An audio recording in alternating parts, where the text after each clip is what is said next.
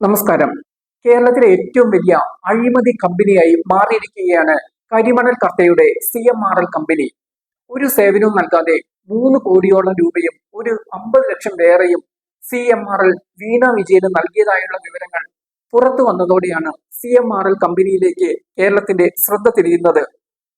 CMRLും സംസ്ഥാന സർക്കാരും തമ്മിൽ ബന്ധവുമുണ്ട് എന്നതാണ് ഏറ്റവും ശ്രദ്ധേയമായ കാര്യം. KSIDCക്ക് CMRLിൽ 13% ഓഹരി പങ്കാളിത്തമുള്ളതിനാൽ ഇപ്പോൾ നഷ്ടമായതിൽ ഒരു പങ്ക് പൊതുപണം കൂടിയാണ്. പിണറായി വിജയൻ കേരളത്തിന്റെ മുഖ്യമന്ത്രിയായതോടെയാണ് CMRLിൽ നിന്നും വീണയുടെ കമ്പനിയിലേക്ക് പണം ഒഴുകിയത്. CMRL പണം കേരളത്തിന്റെ രാഷ്ട്രീയ നേതാക്കളുടെ അക്കൗണ്ടിലേക്കും മാസപ്പടിയായി ഒഴുകിയെത്തി എന്നതിനുള്ള തെളിവുകൾ എൻഫോഴ്സ്മെന്റ് ഡയറക്ടറേറ്റ് ശേഖരിക്കുകയും ചെയ്തിട്ടുണ്ട്. ഇതിലെല്ലാം ED അടക്കമുള്ള കേന്ദ്ര ഏജൻസികൾ അന്വേഷണം നടത്തിക്കൊണ്ടിരിക്കുകയാണ്. CMRL കമ്പനിയിൽ നിന്നും കഴിഞ്ഞ 15 വർഷത്തിനിടെ 182 കോടിയുടെ സാമ്പത്തിക ക്രമക്കേട് നടന്നുവെന്നാണ് അന്വേഷണ ഏജൻസിയായ SFIOയുടെ കണ്ടെത്തൽ. നൽകിയ വായ്പ തിരിച്ചു കിട്ടാനായി അതേ ആൾക്ക് വീണ്ടും വായ്പ നൽകുന്ന അസാധാരണ സാമ്പത്തിക ഇടപാടാണ് കരിമണൽ വ്യവസായി ശശിധരൻ കർത്തയുടെ കമ്പനിയും പിണറായി വിജയന്റെ മകൾ വീണയുമായി നടന്നതെന്നാണ് സീരിയസ് ഫ്രോഡ് ഇൻവെസ്റ്റിഗേഷൻ ഓഫീസിന്റെ SFIO റിപ്പോർട്ടിൽ പറയുന്നത്.